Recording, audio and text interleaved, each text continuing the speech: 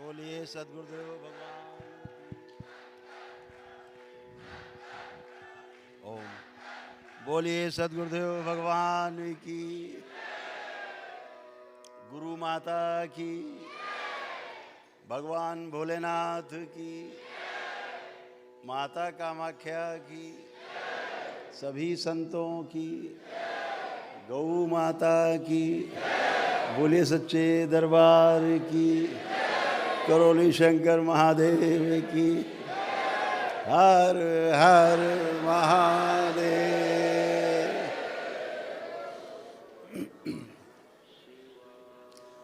दरबार में आज इस महासम्मेलन के तीसरे दिन आज 27 जनवरी 2024 को आप सभी का बहुत बहुत स्वागत है।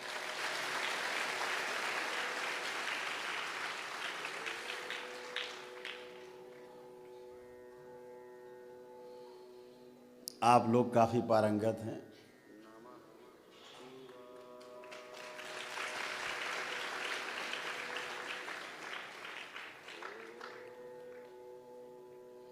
कई लेवल क्रॉस करके आप लोग आगे आए हैं। कोई प्रथम चरण में है तो कोई द्वितीय चरण में है, कोई तृतीय में है, कोई चतुर्थ में है। अप्रैल में आने वाले अप्रैल महीने में की पूर्णिमा में 5वें चरण की दीक्षा होगी।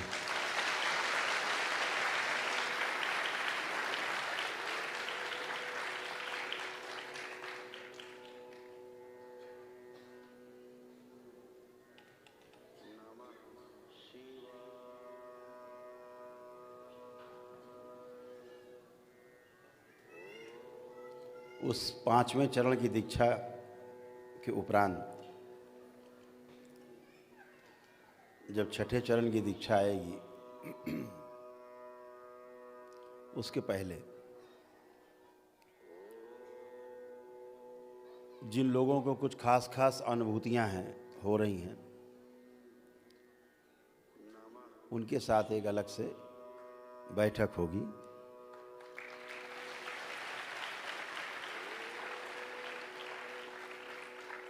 और उनको फिर एक नए ढंग से तराशा जाएगा।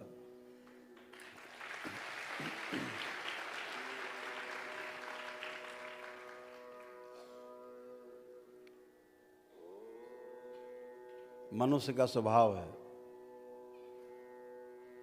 जिसे हम मानवत्व कहते हैं, उसमें आपको लगाया जाएगा।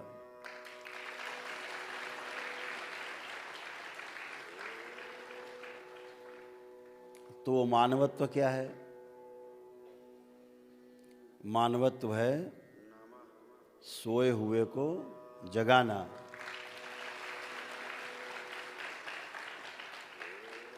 मानवत्व में 3 कार आते हैं। पहला क्या है? सोए हुए को जगाना। दूसरा क्या काम है? जो भूल गया है उसको भूले को स्मरण कराना है, याद दिलाना। और तीसरा कार्य है मानवत्व का, जो हमने समझा है उसको आगे दूसरों को समझाना है। इसे कहा गया मानवत्व। त्वा सहित जो व्यवस्था में मानव है, उसमें ये 3 गुण जरूर पाए जाएंगे।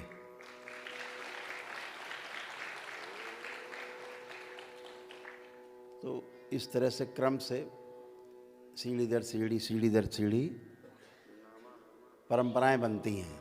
ऐसे ही परंपराएं बनी हैं हमारे देश में। हमारे ऋषि मुनियों की परंपराएं ऐसे ही बनी हैं। कई कई हजारों वर्षों की परंपराएं हैं जो हमको आज तक सूचनाएं दे रही हैं। वो परंपराएं कि ये ठीक है और ये ठीक नहीं है, ऐसा अनुभव से आया उनमें। वो अनुभव आज भी हमारे काम आता है। अगर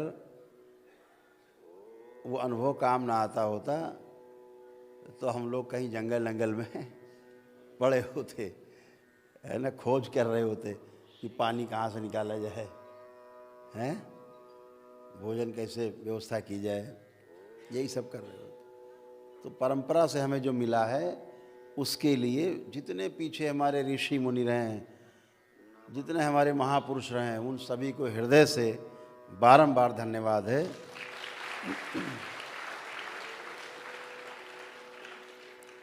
आज स्मृति के ऊपर आपका दरबार जो काम कर पा रहा है, उसके पीछे उन्हीं ऋषि मुनियों का पीछे का जो उपकार है हम लोगों के ऊपर, तभी ये दरबार स्मृति के ऊपर कुछ कर पा रहा है। अगर उनका उपकार नहीं होता तो हम लोग अभी ये करने के लिए 1000 साल लगता।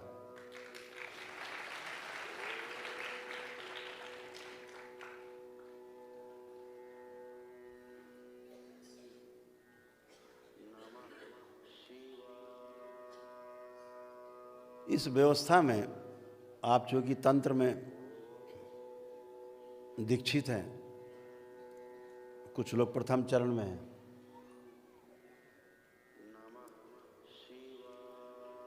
तो इस बात को समझना थोड़ा आवश्यक होता है कि तंत्र है क्या।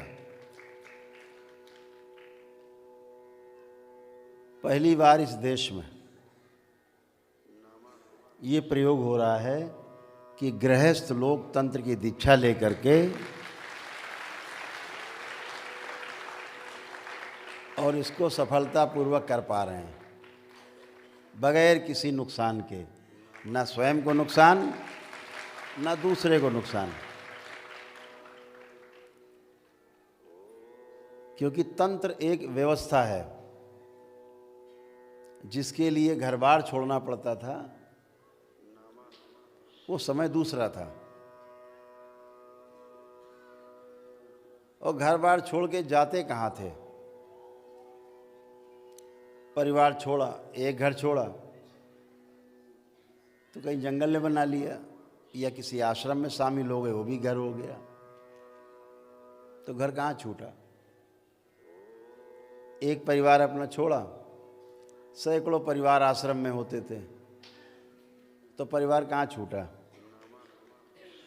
धन से दूरी बनाई, श्रम से दूरी बनाई, आश्रम में रह के वही करना पड़ता है। आश्रम में भी यही होता है।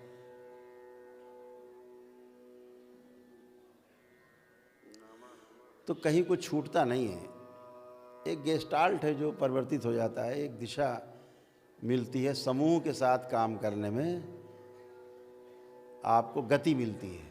जैसे भी आपसे अकेले कहा जाए कि यहाँ से काशी विश्वनाथ जाना है, तो आपके लिए समस्या हो सकती है थोड़ी, लेकिन अगर अभी हम सब लोग उठ के चल दें काशी के लिए तो किसी को समस्या नहीं है।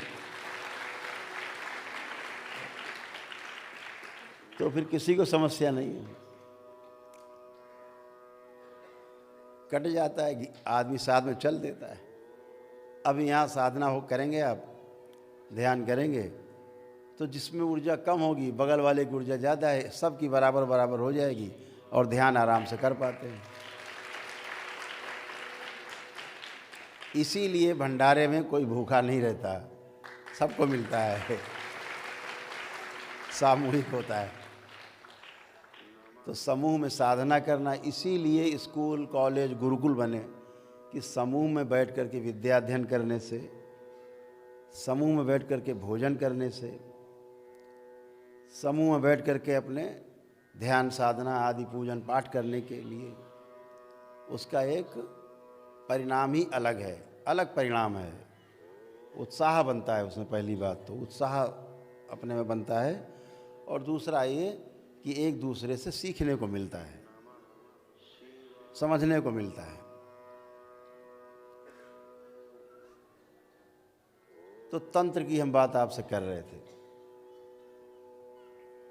तंत्र में सिर्फ अनुभव है,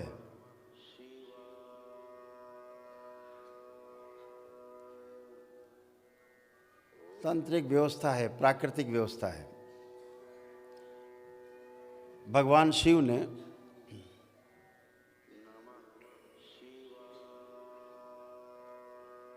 जो अनुसंधान किए, जो अनुसंधान करके हमको दिया, उस पर हम लोग शोध करते हैं। तंत्र पर अनुसंधान तो भगवान शिव के द्वारा हो चुका, बचा ही नहीं। अब तो शोध है। हम लोग भी जो कर रहे हैं वो सब शोध है, क्योंकि भगवान शिव तो सब करके दे चुके। सप्तऋषियों को सब दे चुके और कहा कि हम तो तुमको अनुसंधान दे रहे हैं, अब शोध करते रहना आगे। जिसको जो विधि समझ में आए वो विधि लगा ना। हमने तो बता दिया कि यहाँ से और काशी विश्वनाथ तक की यात्रा करोगे तो जो फल मिलेगा तुमको, तुम्हारे परिवार को सुखदायी होगा, फलदायी होगा।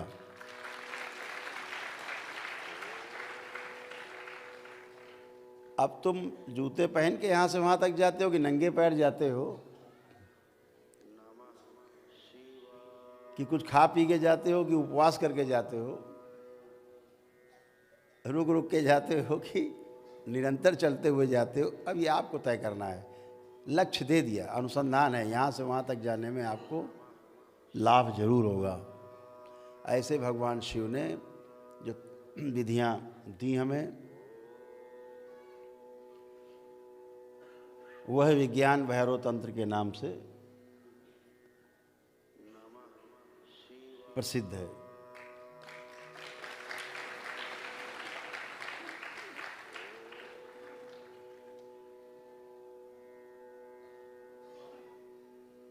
अनुसंधान क्या है और शोध क्या है, दोनों सुनने में एक जैसे लगते हैं। दोनों ही शब्दों से अगर ध्यान देंगे कि उन्होंने अनुसंधान किया है या उन्होंने शोध किया है, शब्द एक जैसे लगते हैं लेकिन दोनों के अर्थ भिन्न हैं। अनुसंधान का अर्थ है कि जो मनुष्य जाति के सामने कभी भी कोई चीज नहीं आई, किसी के द्वारा नहीं किया गया, परंपरा से हमें नहीं मिला है पीछे से, तो उसे अनुसंधान कहते हैं, जो पहली बार प्रकट होता है। और जो हमें परंपरा से मिला हुआ है, जैसे भगवान शिव से मिला हुआ है, तंत्र की विधियां मिली हुई हैं, उन विधियों पर हम आगे काम करें, खोज करें, उसे शोध कहते हैं। तो जो पहली बार हुआ आविष्कार, उसे अनुसंधान कहते हैं। और आविष्कार हो गया, उसके बाद उस पर तमाम खोज करते रहो, बढ़ाते रहो चीज़ों को, और अच्छा करते रहो, ये शोध हुआ। दोनों में वो रिसर्च है। तो जैसे स्मृति विज्ञान है, जिस पर दरबार आपका काम कर रहा है, ये तो था ही, बस लुप्त था। इस कलयुग में यह स्मृति विज्ञान लुप्त था।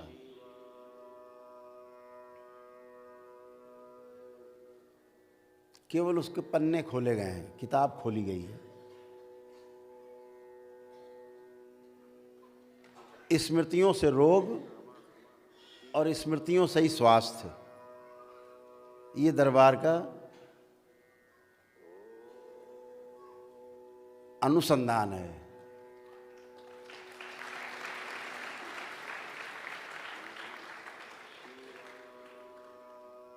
अभी तक पूर्व काल में, किसी भी काल में ऐसा नहीं रहा, इस कलयुग में, कि स्मृतियां इसकी हटा के उसमें डाल दो, उसकी हटा के निकाल के नष्ट कर दो, अच्छी वाली इस हाथ में, खराब वाली इस हाथ में निकाली, नष्ट कर दी, अच्छी वाली डाल दी और आप चंगे। जैसे मोबाइल में सिम कार्ड बदलते ही जो है व्यवस्था बदल जाती है, ये नहीं था। स्मृतियां तो थीं। स्मृतियों पर 18 ग्रंथ लिखे हुए हैं।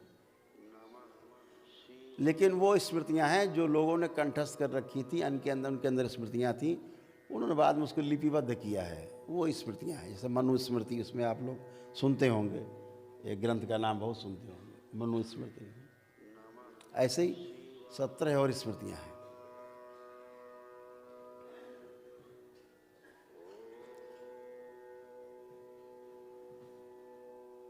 लेकिन इस स्मृति विज्ञान के पीछे जो दरबार कर रहा है आपका, जिसको आप अनुभव कर रहे हो, ये थोड़ा भिन्न है।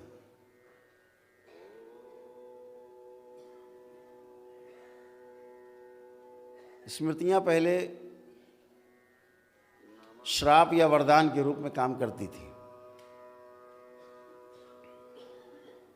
किसी ऋषि मुनि ने किसी को श्राप दे दिया, वो स्मृति है। स्मृतियों का प्रयोग पहले व्यापक रूप से होता था, जैसे भगवान राम ने अपने समय में किया। जब खरदूषण का युद्ध भगवान राम और लक्ष्मण से हुआ है, तो भगवान राम ने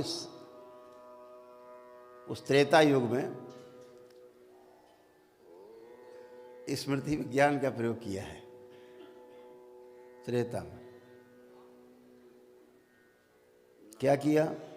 जितनी सेना थी खरदूषण की, सबको राम बना दिया।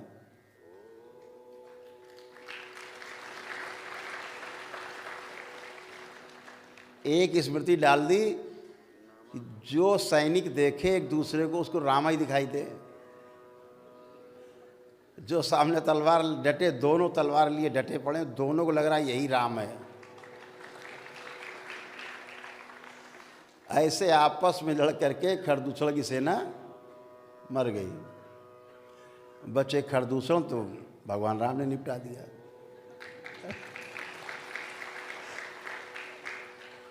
ऐसे किया गया स्मृति विज्ञान का प्रयोग।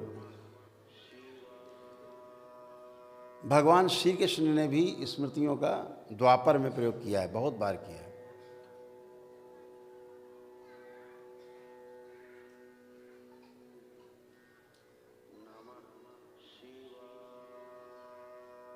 स्मृति जो है, स्मृति विज्ञान जो है, बहुत उन्नत विज्ञान है।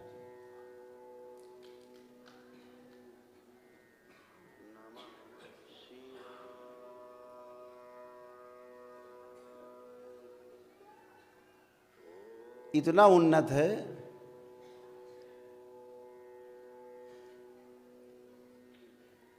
कि आप उस तरफ कदम बढ़ा रहे हैं एक एक,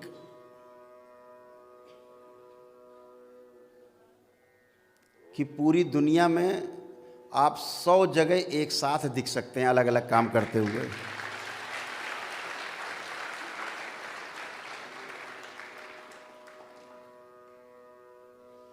एक साथ 100 जगह से खबर आएगी,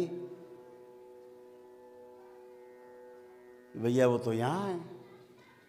दूसरा कहेगा नहीं वो तो यहाँ है। तीसरा कहेगा नहीं वो तो हमारे साथ है। चौथा कहेगा अभी भी गए हैं। ऐसे ये स्मृति विज्ञान है।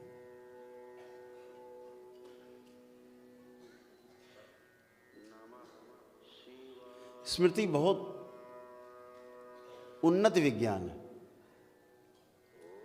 जैसे यहाँ एक बिटिया रहती है हम लोगों के बीच में, बहुत नाम सुना होगा आप लोगों ने, बहुत दिनों से हमारे पास में है, अपने पति के साथ जो है यहीं शादी हुई। माही नाम सुना, कुछ लोगों ने सुना। तब समय बहुत हुआ करता था हमारे पास, तो खेल खेल में माही की स्मृति निकाल के किसी में डाल देते थे, वो माही बन जाता था। और एक की हम कई में डाल देते थे, सब माही बन जाते थे। अब सब माही आपस में लड़ा करती थी, मैं माही। और मजे की बात तब होती थी कि 4 माही अकेले असली वाली माही को पकड़ लेती थी।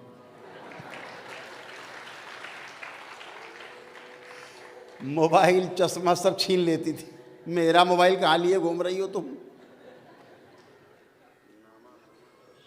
और हद तो तब हो गई जब स्मृति वाली माही सब मिलके असली वाली माही के कमरे में पहुंच गई कि तुम यहाँ क्या कर रही हो, बाहर निकलो, ये कपड़े तुमने क्यों पहने हमारे, उतारो। अगले दिन माही है यहाँ है, अच्छा बाहर हो। अगले दिन माही रोते हुए कि गुरुदेव हमको बचाओ इन माहियों से।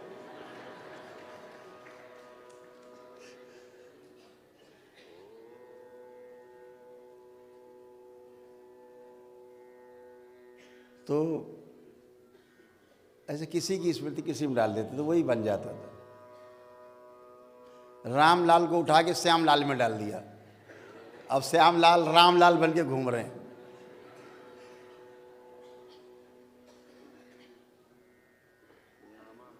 यहाँ भी कई लोग ऐसे बैठे हैं जिनको बनाया गया था, ऊपर है बैठे।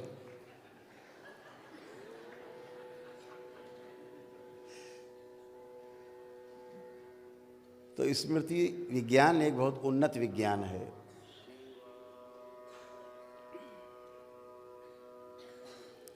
जब आप एक एक कदम बढ़ेंगे तो फिर रहस्य रहस्य नहीं रह जाएगा, व्यवस्था दिखाई देगी आपको उस रहस्य में, क्योंकि इस संसार में रहस्य नाम की कोई वस्तु नहीं है।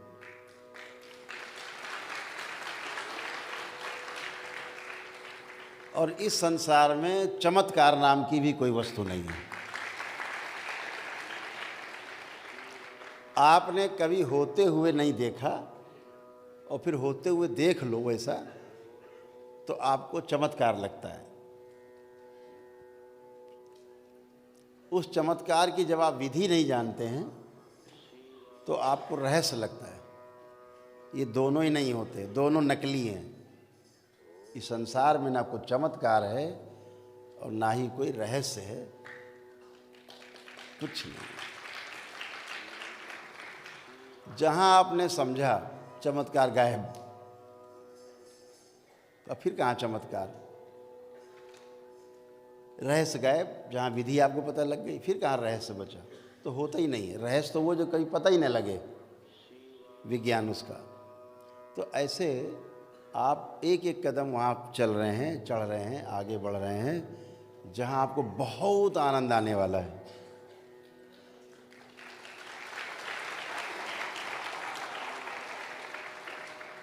हमारे ऋषि मुनियों ने चीज़ों का कोई दुरुपयोग न कर पाए, इसलिए बहुत सी चीज़ें कोड में लिखी हैं। कुछ जो इस कलयुग के महाराज लोग हैं, उन्होंने उसको स्थूल में मान लिया। उन्होंने लिखा कोड में कि डी कोड करोगे, इसको तोड़ोगे, रहे तो खुल जाएगा रहस्य, विधि पता लग जाएगी।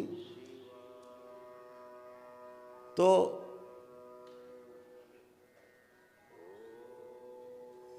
बात समझ में आ जाएगी, कोई दुरुपयोग नहीं करेगा।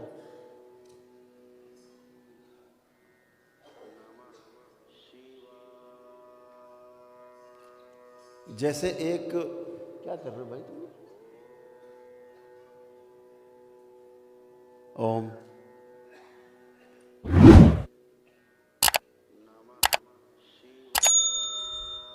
एक बार हमारे एक मित्र यहाँ थे, रजिस्ट्रार थे, तो उनके यहाँ एक मुल्ला जी बैठे हुए थे। हम भी पहुँचे तो पहले से मुल्ला जी बहस छड़े हुए थे, और जो रजिस्ट्रार थे पांडे जी, बेचारे गौ भक्त थे और देवराहा बाबा के बहुत ही अभिन्न, कहा जाए, उनके कार्यों में सहभागी थे, और उनके ही पद चिन्हों पे चलना, उनके जो बनाए गए छोटी छोटी नियम थे उनके अनुसार चलना, बड़े साधु प्रवृत्ति के अधिकारी थे। हैं मतलब अभी थे, क्या मतलब हैं ही। तो वो महाराज एक बैठे थे मौलाना जी,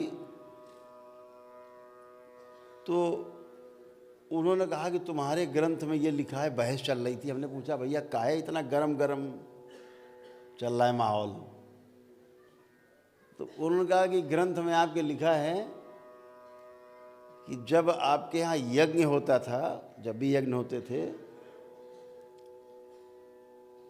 तो पहले मांस खाना पड़ता था, गौ मांस,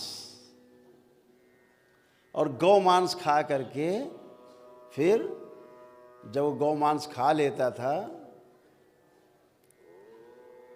उसके बाद वो यज्ञ करने का अधिकारी होता था, ब्राह्मण। तो ब्राह्मण गौ मांस खाने के बाद ही तभी यज्ञ करते थे। हमने कहा यार बात तो तुम एकदम सही कह रहे हो मौलाना,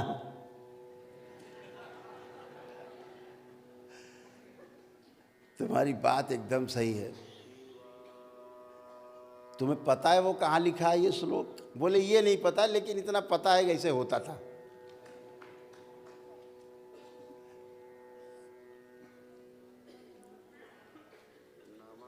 तो हमने कहा मौलाना कभी जाना बाजार में और हठ योग प्रदीपिका खरीदना,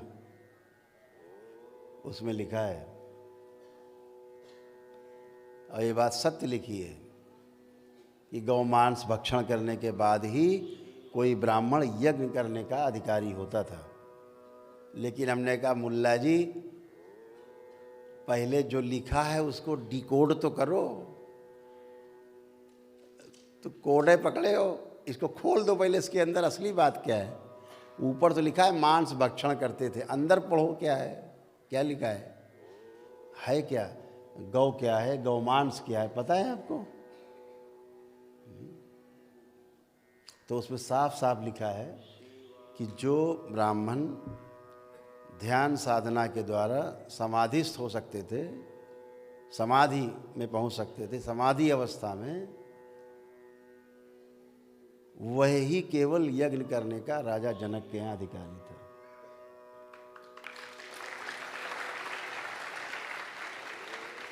तो अब गौमांस कहाँ चला गया? ये जो ऊपर तालू है ना, ऊपर एक कौवा लटकता रहता है, उसे बोलते हैं गौ, गौ गौ। और उससे जो रष्ट पकता है साधना के दौरान, उसको बोलते हैं गौमांस।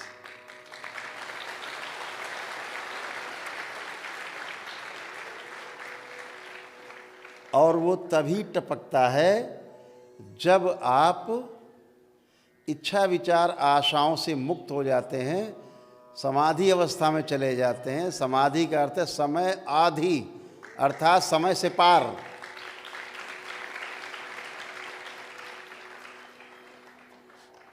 तो समाधि अवस्था में जाने पर वो ग्रंथि खुलती है, उससे रष्ट पकता है और अमृत है वो, अमृत। जो ये कर सकता था वो यज्ञ में बैठने का, हवन कराने का, यज्ञ कराने का अधिकारी था। तुमने तो कोडे पकड़ लिया सीधे सीधे। भाई डिकोड तो करो, खोलो तो। क्यों है क्या चीज़ गौमांस? वो गौमांस है, साफ साफ लिखा है एकदम स्पष्ट। 3 श्लोक अलग अलग हैं, तीनों में लिखा है।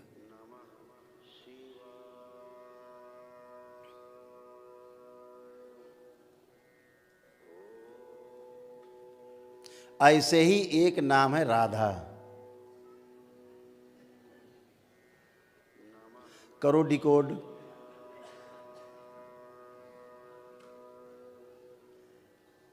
हमारे महापुरुषों ने रखा एक नाम राधा। जिसको जो चीज़ प्रिय है, जैसे उसको गौमांस क्यों लिखा? क्योंकि ऋषि मुनियों को गौ सबसे ज़्यादा प्रिय है, तो गौ लिख दिया, उसको गौ नाम रखा। और कुछ नाम रख देते उसका। हम लोग कौवा कौवा कहते हैं, कलयुग वाले कौवा। हमारे ऋषि मुनि कहते थे गौ। अब ये कौवे में आ गए। अब बताओ, तो जिसको जो प्रिय होता वही नाम। जैसे हमें भगवान श्री कृष्ण प्यारे हैं सपोज, तो परिवार में कोई बच्चा होता है तो कृष्ण के नाम पे ही कन्हैया कोई रख देता है, कोई श्री कृष्ण रख देता है, कोई किशन लाल रख देता है? जिसको जो नाम, कोई रणछोड़ दास लिख देता है, जिसको जो पसंद आया भगवान के नाम रख देता है। जैसे श्री कृष्ण को हम अपना आराध्य मानते हैं, तो ट्रस्ट का नाम है हमारा श्री कृष्ण से शुरू होता है। श्री श्री कृष्ण कृपा शनिदेव ट्रस्ट का है श्री कृष्ण। आराध्य हमारे तो श्री कृष्ण ही नाम रखा हमने।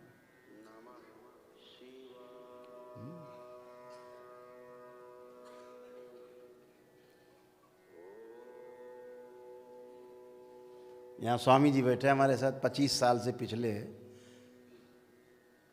छोड़ के वृंदावन गोकुल छोड़ के यहाँ आ गए हमारे पास, 25 साल से साथ ही हमारे।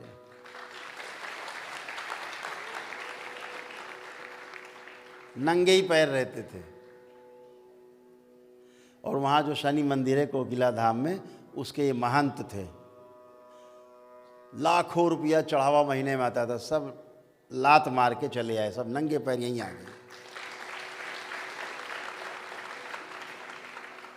तब से गए ही नहीं, कहाँ जाएं। आनंद में रहने वाले व्यक्ति हर जगह आनंद में है। पिछले 25-26 साल तो हो गए स्वामी जी बैठे, फिर नहीं गए दोबारा, ये बैठे स्वामी।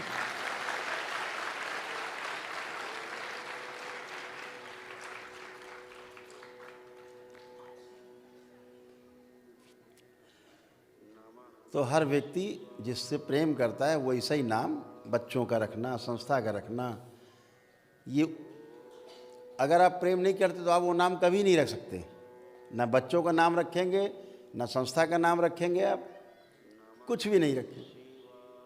तो ऐसे प्रेमवश ऋषि मुनि जो साधना करते थे, उन्होंने एक नाम रखा, राधा।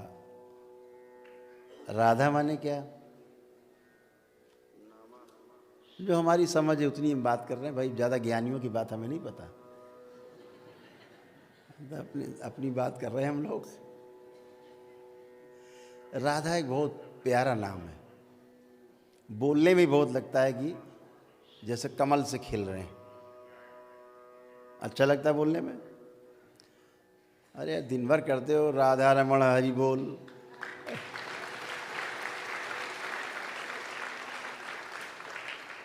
अपने पूज्य गुरुदेव भगवान का नाम भी यही है, राधा ही से शुरू होता है। लेकिन हम किस राधा की बात कर रहे हैं, इसको जब डिकोड करते हैं तो जैसे हमने चर्चा की थी अभी पिछले सत्र में, इसको जान लेना आवश्यक है। इसलिए जान लेना और भी ज़्यादा आवश्यक है कि जिस राधा नाम तक का, राधा इस नाम तक का पूरी महाभारत में, पूरी भागवत पुराण में, पूरी श्रीमद् भागवत गीता में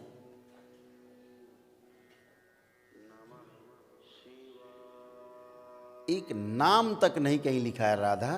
फिर ये राधा कौन है? किस राधा नाम के लिए हम तड़पते हैं? वो कौन सी राधा है? ये राधा कहाँ से आ गई? तो राधा को जैसे भी हमने आपसे कहा कि गौमांस को जब डिकोड किया गया तो क्या निकला? साधना और ध्यान की पराकाष्ठा, समाधि अवस्था में होना, गौमांस बच्चों। ऐसे तमाम जगह कोड में चीज़ें हैं। जैसे हमने आपसे पिछले सत्र में चर्चा की थी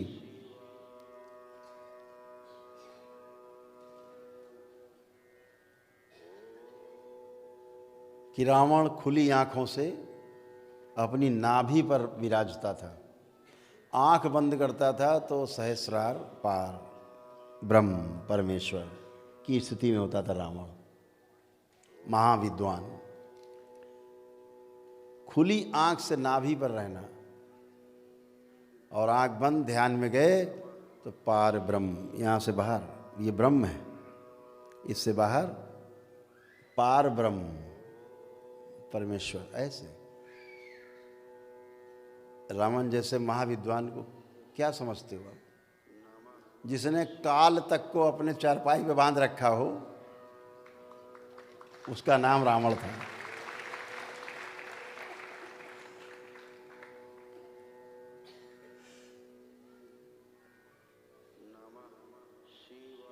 जो पुरोहित बने राम का, उसका नाम रावण था। तो महाविद्वान। तो राम कहाँ विराजते थे? अनाहत चक्र पर। रावण मणिपूरक चक्र पर, राम इसके ऊपर अनाहत चक्र। तो जो रावण था वो 10 दल का कमल कहा जाता है नाभि पे, जिसको आप धीरे धीरे आगे चलेंगे तो समझेंगे, जानेंगे, अनुभव करेंगे। जहाँ पांडित्य पूरा खुल जाता है, वो उस चक्र का नाम है मणिपूरक। तो रावण खुली आँख से यहाँ 10 दल का कमल है। यहाँ क्या है? यहाँ 12 दल का कमल है हृदय क्षेत्र में, अनाहत चक्र पर। तो भगवान राम 12 कला के अवतार थे। रावण 10 कला का अवतार था, वो भी अवतार ही था। जय विजय।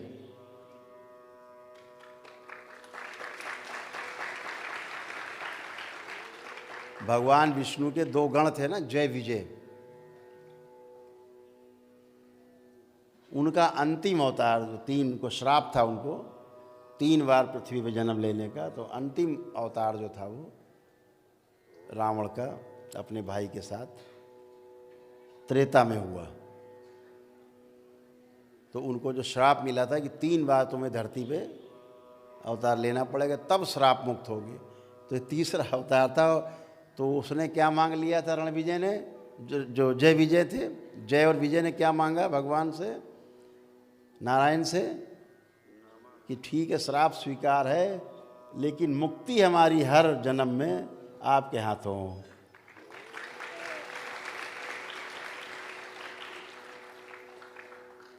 तो द्वापर तक चला मामला, द्वापर तक, अंतिम द्वापर में हुआ।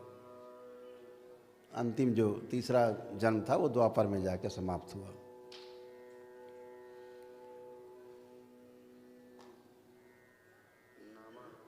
दूसरा अवतार था धरती पर जय विजय का, वो रावण के साथ हुआ था। तो महाविद्वान था, क्योंकि भगवान नारायण के गण थे वो जय विजय।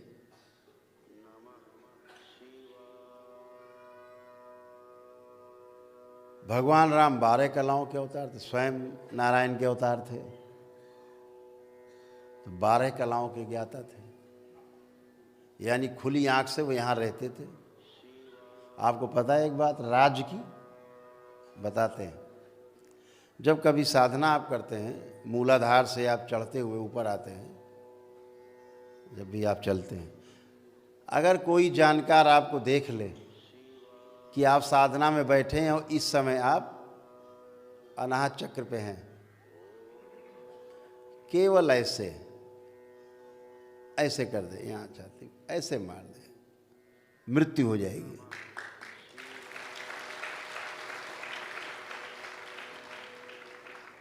चोट लग जाए वहां तो मृत्यु हो जाएगी।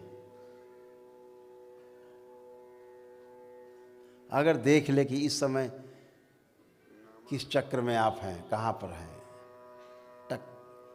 तभी विभीषण ने कहा भगवान राम से, प्रभु इसकी नाभि में रहता है, ये खुली आंख से युद्ध कर रहा है, ये खुली आंख से है, इस समय नाभि पर है, खुली आंख से यहाँ रहता है।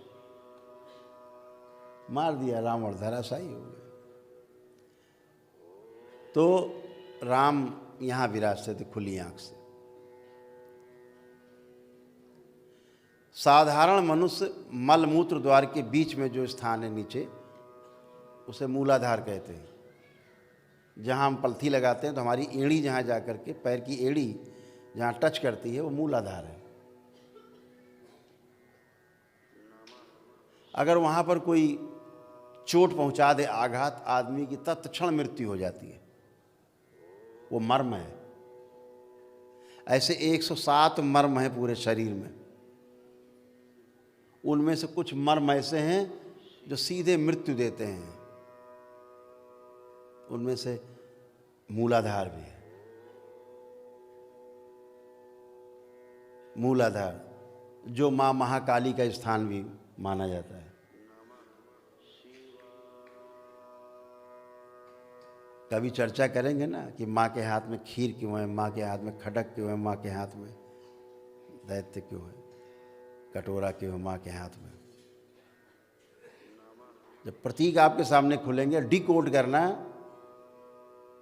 भगवान शंकर क्यों नीचे हैं, एक पैर ऊपर क्यों है माँ का।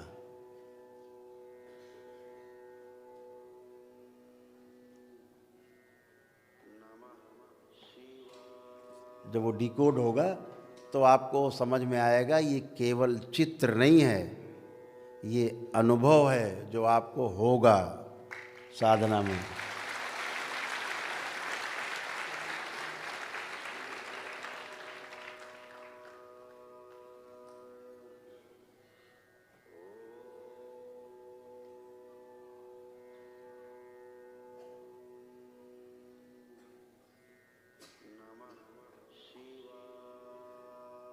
जब कामुकता चरम पे होती है और दो मूलाधार, स्त्री का मूलाधार और पुरुष का मूलाधार एक होते हैं संसर्ग में, उस समय माँ महाकाली नाम की ऊर्जा सक्रिय होती है।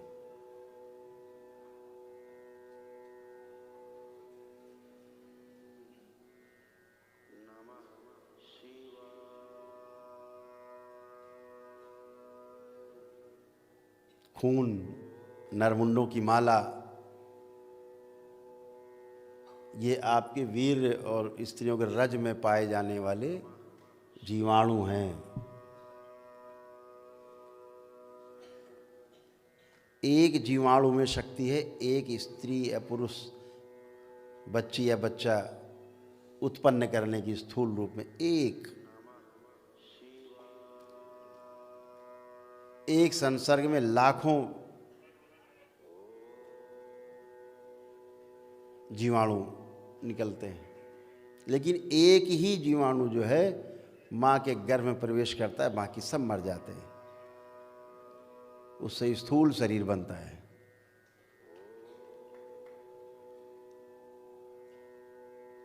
तो वो नरमुंडों की माला है। इतनी हत्याएं होती हैं एक बार स्त्री पुरुष संसर्ग में, लाखों जीवाणु आपके शरीर से निकल के नष्ट हो जाते हैं, लेकिन गर्भ में सिर्फ एक प्रवेश करता है स्त्री, वो नरमुंडों की माला है। रक्त यानी तमाम रक्त जब खर्च होता है, लीटरों रक्त, तब थोड़ा सा पुरुष सीमेन बनता है,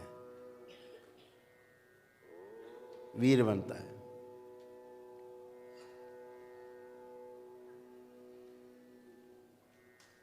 जब तक स्खलन नहीं हो जाता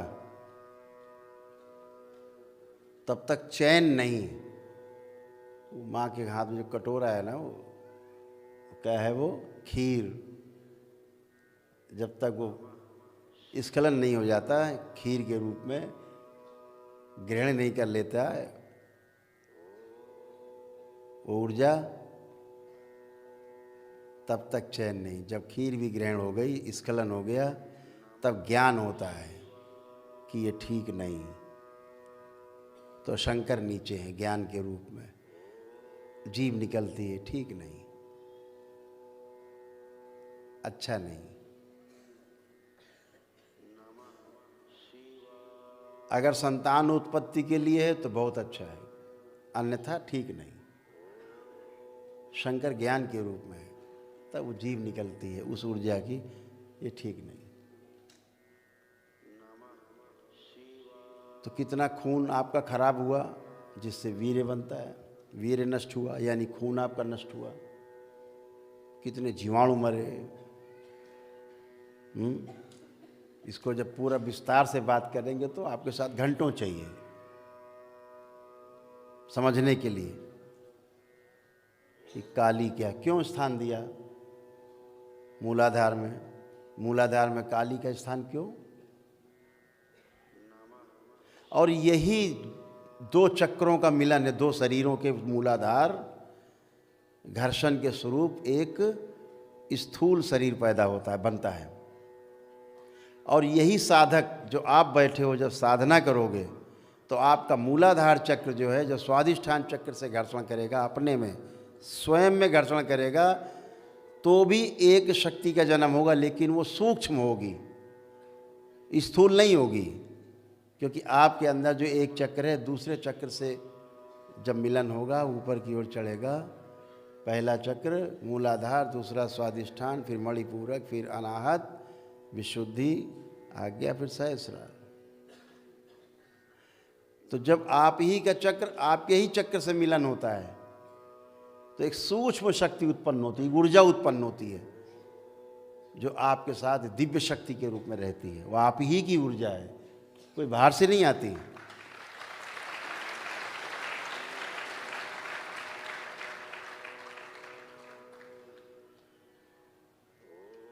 आपके 4 शरीर स्त्री और पुरुष के रूप में, पता है?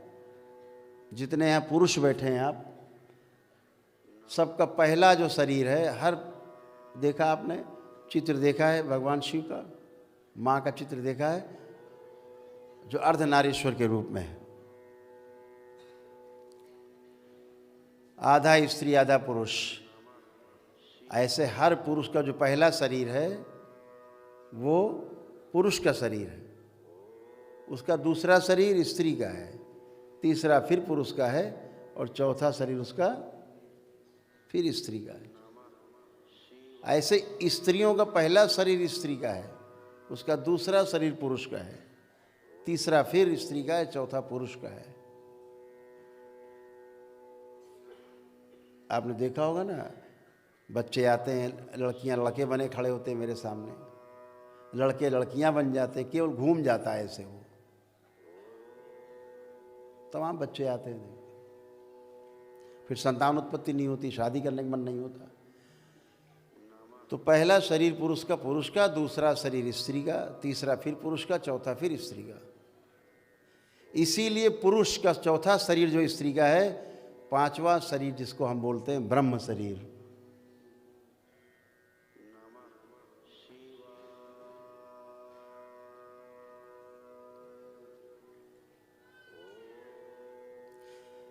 आपके ही चक्रों का मिलन एक नई शक्ति देता है आपको, एक नई शक्ति का उदय करता है, एक नई ऊर्जा को उत्पन्न करता है, जो आपके साथ होती है।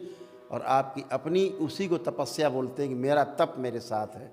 वही तप आपके साथ है जो आपके ही चक्रों का, आपके ही चक्रों से मिलन है, ऊपर चढ़ते जाते हैं। और जो ऊर्जा उत्पन्न होती जाती है वो आपकी अपनी संपत्ति होती है, वो जन्म जन्म साथ रहती, कभी अलग नहीं होती। वो साथ ही पैदा होती है, साथ ही रहती है, कभी नहीं साथ छोड़ती, वो आपकी संपत्ति है। तो योगी क्या करते हैं, अपनी ऊर्जा स्त्री की, अपनी ऊर्जा पुरुष की, आपस में ध्यान साधना में संसर्ग होते गए, शक्ति उत्पन्न होती गई। जितना ऊपर चढ़ते जाएंगे, चक्रों का चक्रों से मिलन होता जाएगा, ऊर्जा उतनी घनी होती जाएगी आपके पास, उतने बलशाली शक्तिशाली आप होते जाएंगे।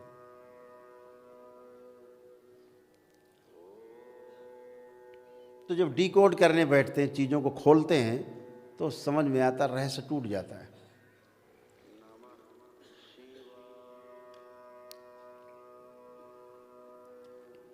तो एक नाम दिया ऋषि मुनियों ने हमारे पुरातन काल से, ईड़ा, पिंगला और सुषुम्ना। 3 नाड़ियां हैं जो दिखती नहीं। आप सर्जरी करके देखोगे, ऑपरेशन करके, तो आपको दिखेगी नहीं, लेकिन है। कुंडलिनी एक ऊर्जा के रूप में है।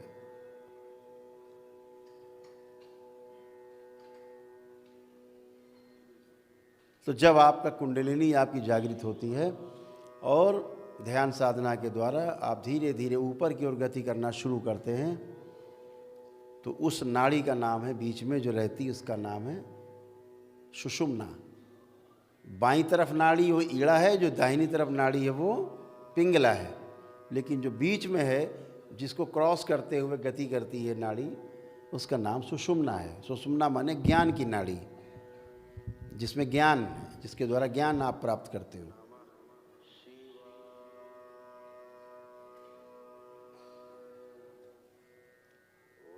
ईड़ा पिंगला आपके भौतिकता में आपके काम आती है, लेकिन सुषुम्ना जो है आपके जीवन में काम आती है,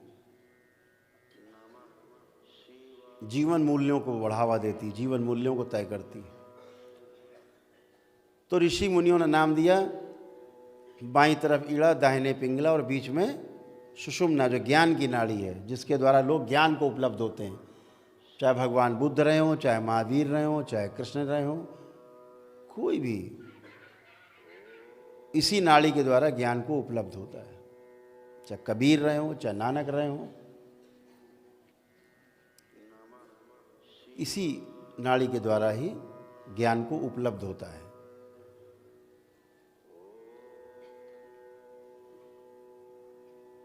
जिसकी जिसमें श्रद्धा, मैंने पहले बताया, वो ऐसे ही नाम रख लेता है, बच्चों के या किसी भी चीज़ों के। कुछ लोगों ने इसका नाम रखा गंगा, जमुना, सरस्वती। गंगा ईड़ा नाड़ी को कह दिया, ठंडी है, ठंडी नाड़ी है, बाईं नाड़ी ईड़ा, दाहिनी पिंगला नाड़ी गर्म है, तो जमुना नाम रख दिया। और जो लुप्त है, नाड़ी दिखती नहीं है, सुषुम्ना, उसका नाम रख दिया सरस्वती। सरस्वती नदी आपको मिलेगी नहीं गंगा जमुना सरस्वती संगम में, गंगा जमुना दिखाई देगी, मिलती हुई सरस्वती गायब है, तो ज्ञान की देवी नाम रख दिया। ज्ञान की देवी सरस्वती दिख नहीं रही लेकिन है। कुछ महापुरुष आए तो उन्होंने कहा भाई एक रज है, रजस तत्व है, दूसरी तमस तत्व है जो गर्म है, गर्म नाड़ी पिंगला है, जो ठंडी नाड़ी वो रजस है, और जो बीच की सुषुम्ना है वो सात्विक है, सत्व है। ऐसे रख दिया।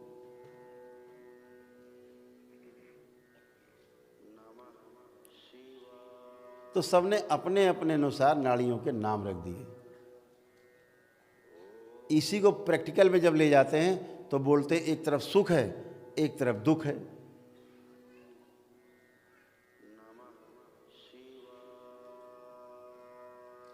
तो बीच में क्या है, सुषुम्ना नाड़ी कहाँ गई इसमें, उसको बोलते हैं आनंद है। जहाँ न सुख है न जहाँ दुख है, तो उसको बोल दिया आनंद है। ऐसे बोले एक तरफ दिन है, एक तरफ रात है, तो बीच में क्या है, तो संध्या है।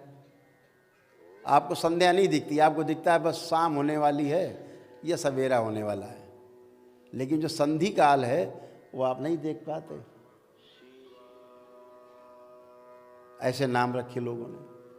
ऐसे ही लोगों ने नाम रख दिया, ठंडी नाड़ी को बोल दिया रुक्मणी, ठंडी थी थोड़ा, माँ महालक्ष्मी का अवतार थी वो।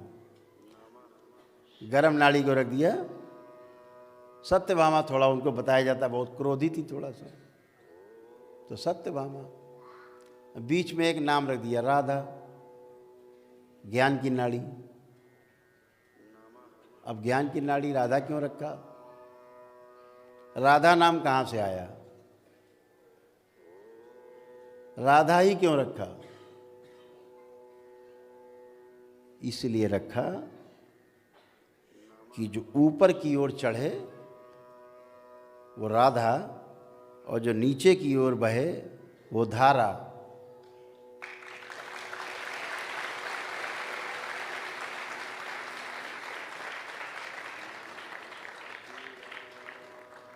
अभी पति पत्नी के रूप में जी रहे हैं, ये धारा है, स्वाभाविक है, प्राकृतिक है, बह रही है, संतानोत्पत्ति हो रहे हैं, सारे कर्म कर रहे हैं, घर के काम कर रहे हैं, परिवार पाल रहे हैं, अपने परिवार को बढ़ा रहे हैं, बच्चों की शादी कर रहे हैं, उनको भी धारा में डाल रहे हैं। धारा में बहना, संतान उत्पत्ति में जाना, वो धारा है, बह रही है निरंतर। जैसे कैलाश से नीचे की ओर बहाव, समुद्र की ओर जितनी नदियां हैं सब बह के कहाँ जा रही हैं, समुद्र में। ये सब धारा है। तो ऊपर से नीचे अधोगामी अगर है तो वो धारा है, और जो ऊर्ध्वगामी है वो राधा है।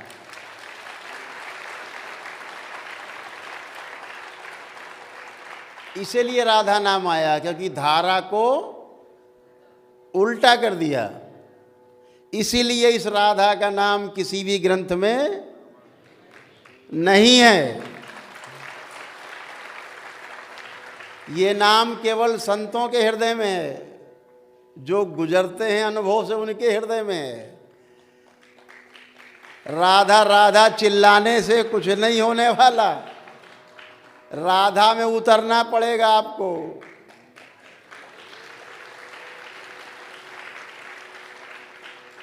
वो राधा है जो ऊपर की ओर गति करती है।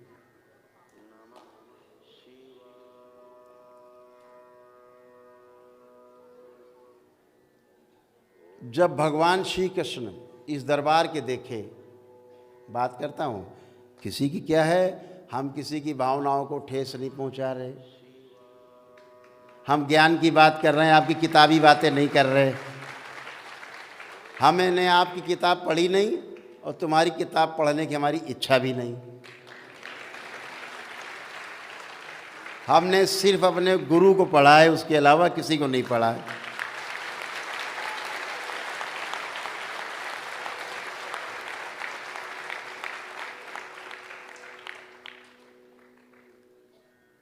तो राधा वो है जो ऊर्ध्वगामी है, ज्ञान की नाड़ी। सुषुम्ना राधा जो पति पत्नी संसर्ग में जाते हैं, वो धारा है। तो धारा को उलट दिया, ऊपर की ओर चल पड़े, अपने चक्रों की ओर चल पड़े, अपने ही चक्र से अपने चक्र के मिलन का नाम राधा।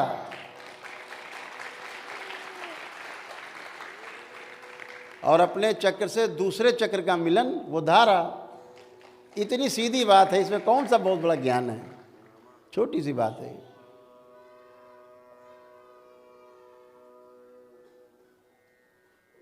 भगवान श्री कृष्ण योगेश्वर, पहले भी कहा योगेश्वर, इस दरबार के देखे जब वो ध्यान साधना में ज़्यादा लीन रहने लगे, बहुत लीन रहने लगे, जंगलों में भी अपने साथियों के साथ भी, जिन्हें लोग तमाम पता नहीं कौन कौन सी लीला का नाम देते, ध्यान साधना में जब लीन रहने लगे तो उनके पिता श्री को चिंता हुई, वसुदेव भगवान को चिंता हुई कि ये तो हमारा ये लड़का जो है, लग रहा है ये साधु सन्यासी हो जाएगा, ये कौन संभालेगा, ये गऊ में जो 9 लाख गौएं हैं, गौ माता, इन्हें कौन संभालेगा। तो उनके गुरुदेव थे ऋषि संदीपन, जो भगवान श्री कृष्ण के भी गुरु थे, परंपरा में थे, उनके पिता के भी गुरु थे। तो उनके पिता श्री ने कहा कि ये तो लड़का जो है अभी से सन्यासी हुआ जा रहा है, तो रमा रहता है, काहे में रमा रहता है, राधा में।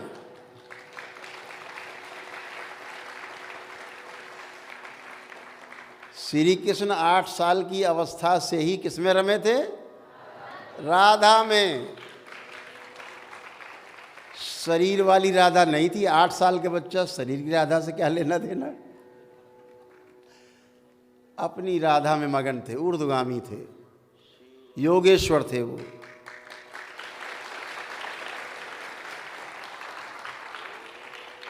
भगवान विष्णु का अवतार थे। तो उस राधा से पीछा छुड़ाने के लिए भगवान वसुदेव कहाँ गए अपने गुरु के पास, उनको लेकर के कि प्रभु ये तो अभी से सन्यासी, इसे तो कुछ समझाओ। तो भगवान वहाँ गर्ग ऋषि भी उपस्थित थे। भगवान श्री कृष्ण को उनके गुरुदेव ने कहा कि तुम राधा में जीने के लिए तुम्हारे शरीर नहीं मिला है, तुम अवतार हो स्वयं, तुम स्वयं अवतार हो, तुम तो खुद ही आधे राधा हो। तुम्हें राधा में उतरने की आवश्यकता नहीं।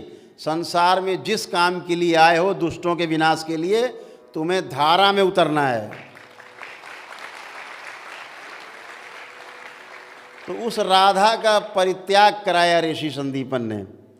पलट करके 115 वर्ष तक, उम्र तक भगवान श्री कृष्ण ने राधा को देखा नहीं।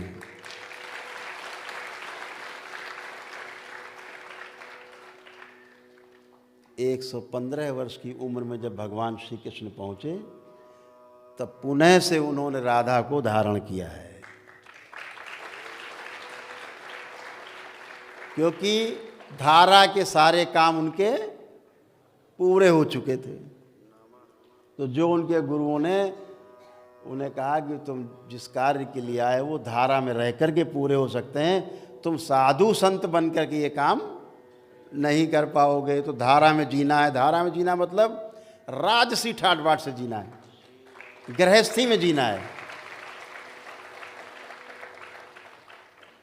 तो जब काम लक्ष्य पूरा हो गया भगवान श्री कृष्ण का, तो 115 वर्ष की उम्र, जहाँ पे जब कहा गया कि राधा मिली उनको 119 साल की अवस्था में, मृत्यु के समय, कोई मृत्यु साधारण मृत्यु नहीं थी, धारा की मृत्यु थी और राधा से मिलन हुआ फिर से।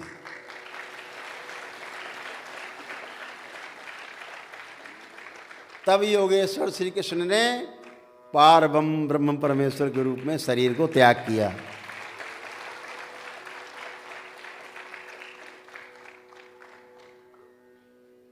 जो हमने देखा वो बताया।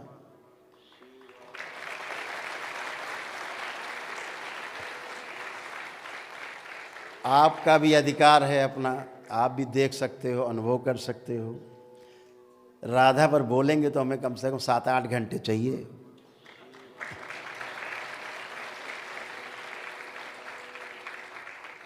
तो वो प्यारी राधा है, वो जिसके लिए हर मनुष्य तड़पता है, जिसके लिए आदमी जन्म लेता है,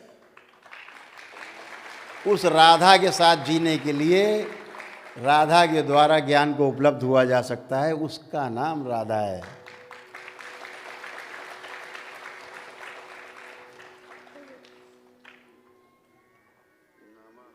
कुछ भाई लोगों ने उनको स्थूल में जन्म दे दिया, कुछ ग्रंथों में तो ऐसा लिख डाला है कि भगवान श्री कृष्ण के पास कोई काम ही नहीं था,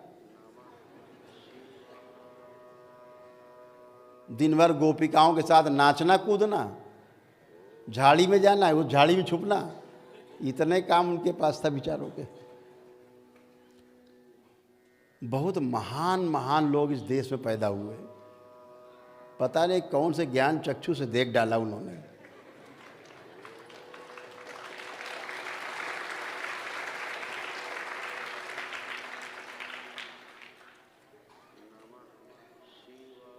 अपने भगवान के प्रति, ईश्वर के प्रति, अपने आराध्य के प्रति जब इस हम सुनते हैं तो बहुत पीड़ा होती है।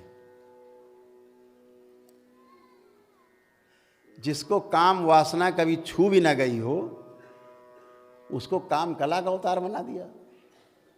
दिन भर ढोलक मजीरा पीट के ये करो, उनने वो करो, उनने वो कट डालो, उनने वो कट डालो, मटकी फोड़ दी, कपड़ा ले गए, चुराए ले गए, दिन भर यही करते। वो ये गोपी, वो सखी, वो उनकी इतनी सखियाँ, जो मैंने आपसे कहा पिछले सत्र में कि जो ये ढोंगो पीटते हैं ना ढिंढोरा, 16,108 नारियों का, तो दरबार कहता है वो नारियां नहीं, वो 16,108 नाड़ियां हैं, जिनके स्वामी भगवान श्री कृष्ण थे, योगेश्वर। उनकी इच्छा के बगैर एक भी नाड़ी धड़कती नहीं थी।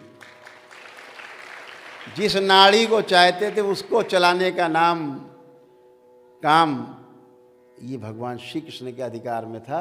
उसके वो स्वामी थे, जैसे पति को स्वामी के रूप में कहा जाता है। तो बताया 16,108 नाड़ियों के वो स्वामी थे, पति थे। तो बोल दिया बोलचाल की भाषा में, तो वो स्वामी थे उन नाड़ियों के। जो गोपी और तमाम, ये भी सब नाड़ियों की सह नाड़ियाँ हैं सब। ऐसे 72,000 नाड़ियाँ हैं जो हमारी नाभि से निकल करके पूरे शरीर में फैली हुई हैं।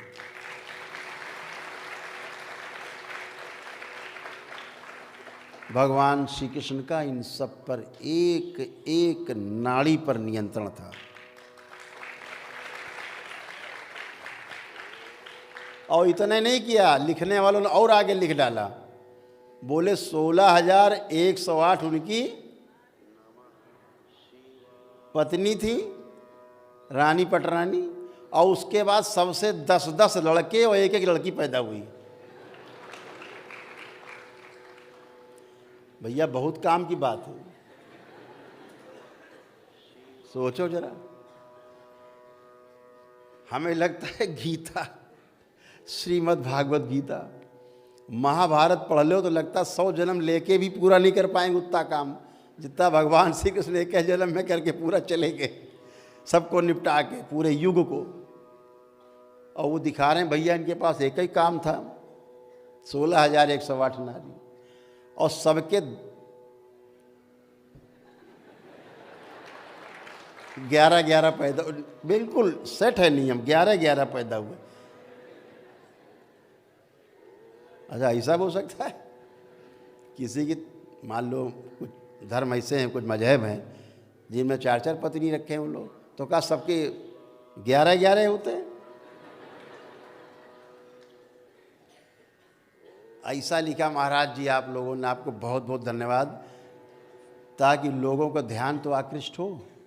अरे भगवान श्री कृष्ण हमारे आराध्य हैं,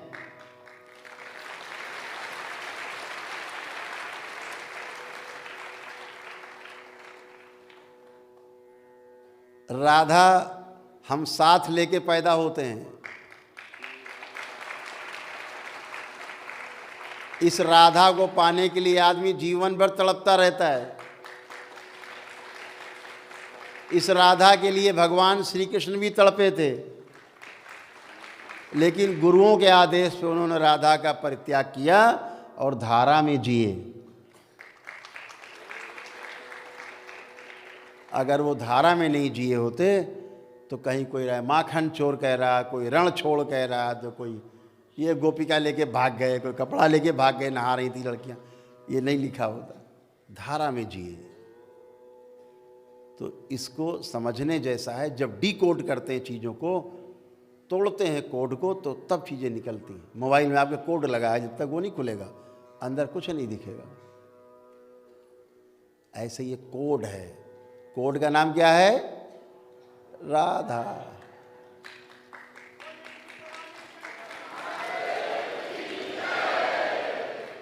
तो इसी राधा में आपका चलने का समय अब आ गया।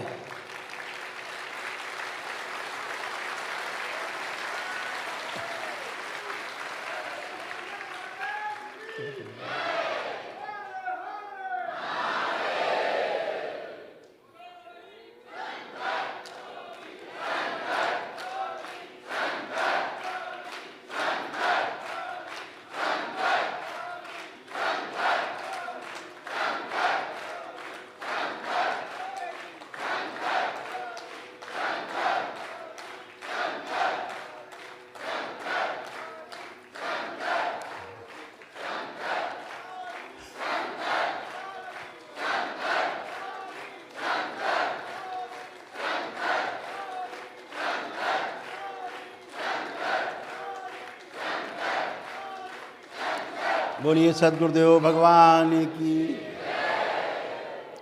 तो हमने किस्सा सुनाया था ना अपने पांडे जी का, मित्र का अपने, कि मुल्ला जी कह रहे थे गौ मांस खा के तब हवन करते हैं, आपके ब्राह्मण करते थे। ऐसे ही कुछ लोग गेरुआ पहन के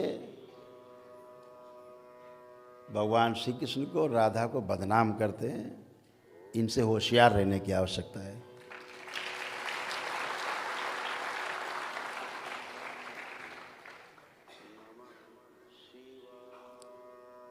तो चलिए आज पहले एक छोटा सा कार्यक्रम हो जाए। जो प्रथम चरण में जो दीक्षा पाए वो किधर है? हाथ उठाएं।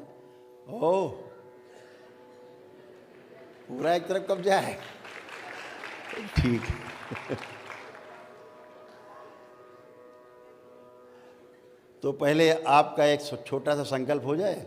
इसी संकल्प के बीच में फिर हम आप लोगों को जोड़ेंगे साथ में, तब आप लोग आंख बंद करिएगा। अभी केवल मेरे दाहिने हाथ की तरफ जितने बाबा के ये सब शिष्य बैठे हैं, ये लोग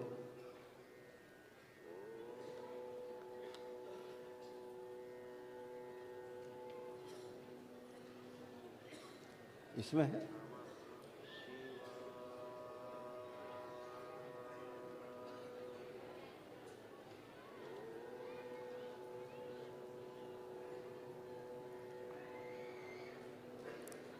ये बालक यहाँ पर मौजूद हैं, दिखाया जाए।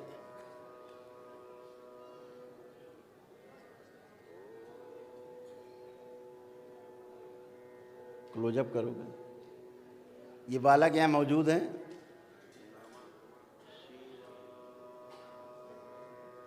सब लोग चित्र देख लें, आपके अगल बगल आसपास हैं तो खड़े हो जाएं अगर हैं।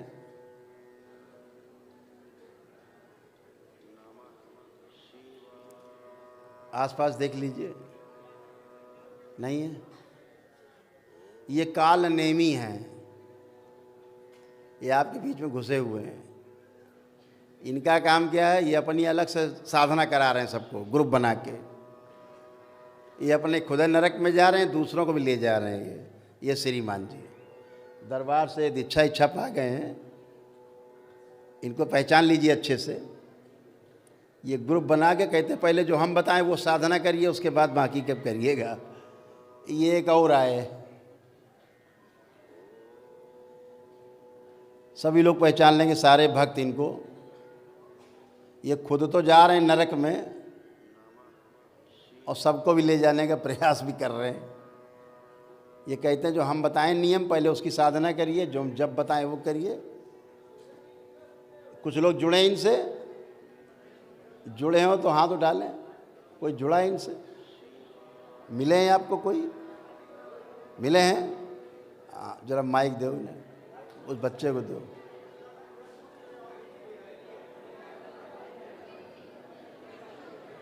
ऐसे लोगों से होशियार रहना है। दरबार के नियम दरबार के द्वारा प्रसारित होते हैं। ऐसे काल नेमी, कोई दुकान चला रहा है तो कोई कुछ सामान बेचने लगता है बीच में कि ये खरीदो, ये रखो। टोना से, टुटका से, जादू टोना से, दुनिया भर के नाटक से बचना है। आपका शरीर ही काफ़ी है आपको राधा के पथ पे ले जाने के लिए।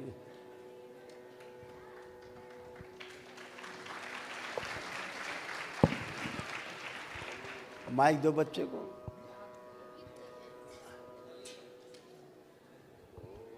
इसके बाद शुद्धि हो जाए। अभिषेक माइक ऑन कर लेना।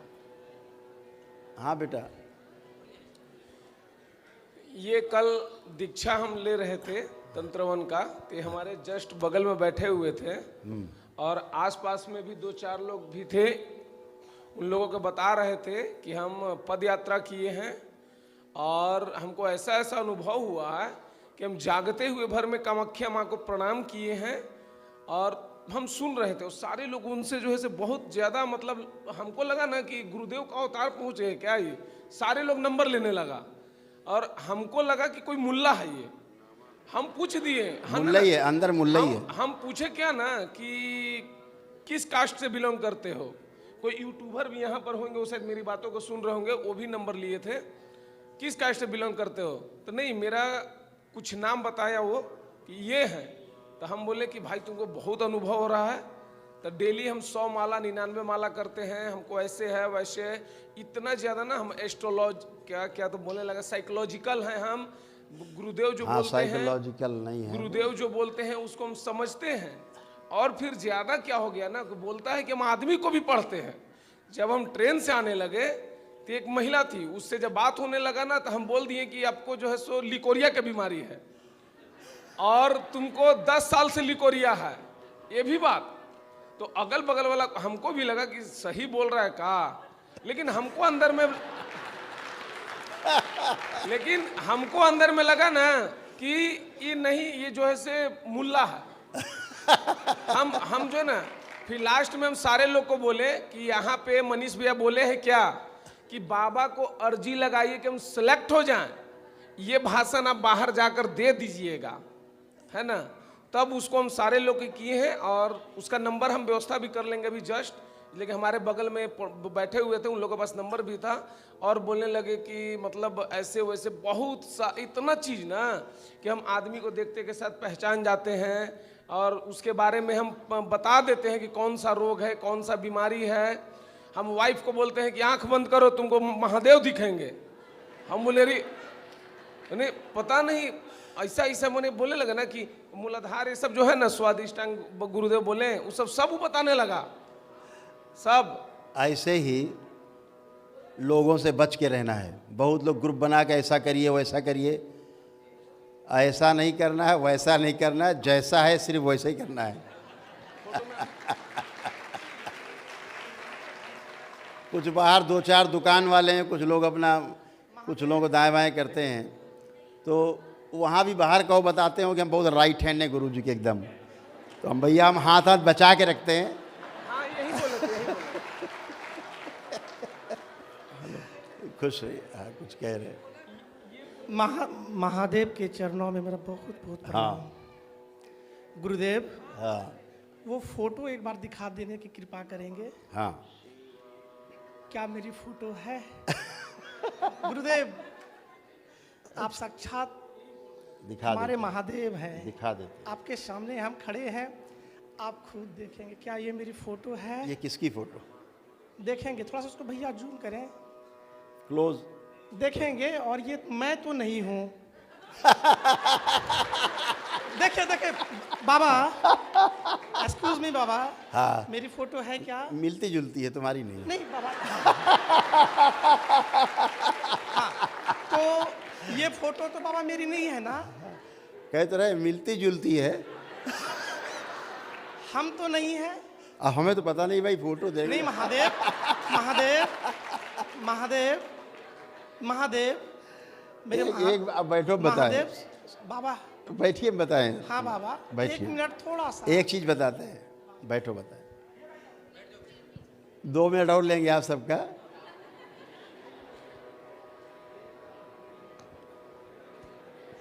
यहाँ इतने लोग बैठे हैं, है ना, यहाँ इतने लोग बैठे हैं,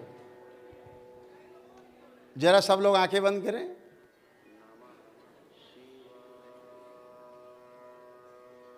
ओम शिव प्रहार। अब जहां पे हम बैठे हैं, कुछ लोगों को यहां पर हम नहीं दिखाई पड़ेंगे, ऐसा भी हो सकता है।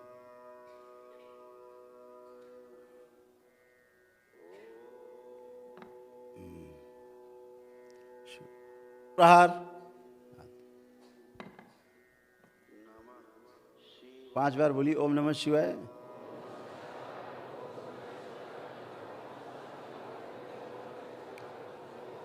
दोनों हथेलियां आपस रगड़ो, नेत्रों पे रखो और आंख खोलो धीरे धीरे 5 बार करके। कुछ लोग को हो सकता है हम यहाँ नहीं दिखाई पड़े क्योंकि हम यहाँ से उठ गए हैं। आंख खोले। ऐसे कितने लोग हैं जिनको ये लग रहा है कि हम यहाँ पर सामने नहीं हैं? सोफे में हाथ उठाएं, खड़े हो जाएं वो लोग जिनको हम यहाँ नहीं दिख रहे हैं। वो लोग खड़े हो जाएं, निश्चिंत खड़े हो जाएं, बिल्कुल। जिनको हम सोफे पर नहीं दिख रहे हैं अपने, वो लोग खड़े हो जाएं, बिल्कुल निसंकोच खड़े हो जाएं, कोई भय की बात नहीं।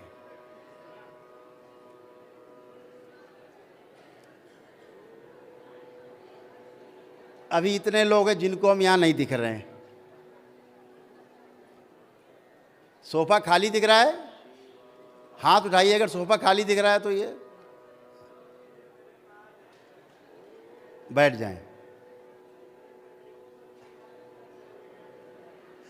बैठ जाओ। शिव वापस।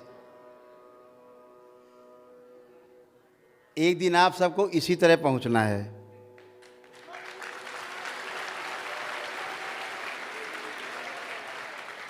इसी अवस्था में पहुंचना है। ये बहुत आगे जा रहे हैं धीरे धीरे। जो लोग खड़े हुए थे इनकी क्षमताएं खूब बढ़ी हुई हैं।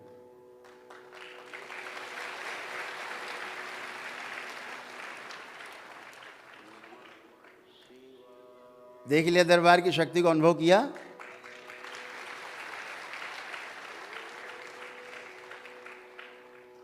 बैलेंस हटा दिया जाए ब्रह्म शिव। अब जिन जिन लोग को हम नहीं दिखाई दे रहे थे सोफे पे, अब अगर दिखाई दे रहे हो तो हाथ उठा लें। वही लोग अब दिख पा रहे हैं? ठीक, हाथ नीचे कर लें, बैलेंस। अब दिख पा रहे हैं। ये तंत्र है।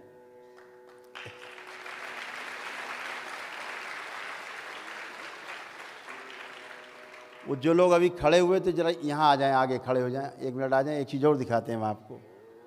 वही लोग, केवल वही लोग यहाँ खड़े हों। ये खोल दो, अंदर कर दो, ऐसे खड़े कर दो अंदर रेलिंग में। हाँ खोल दो, ऐसे अंदर खड़े हो जाओ लाइन से बेटा, ऐसे खड़े हो। केवल वही लोग जिनको हम सोफे पर नहीं दिखे थे, खड़े हो जाओ।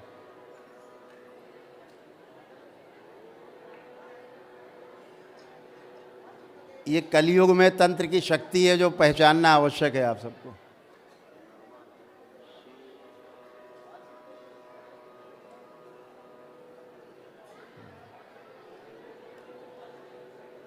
खड़े हो जाएं, आराम से खड़े हो जाएं, आराम से खड़े हो जाएं।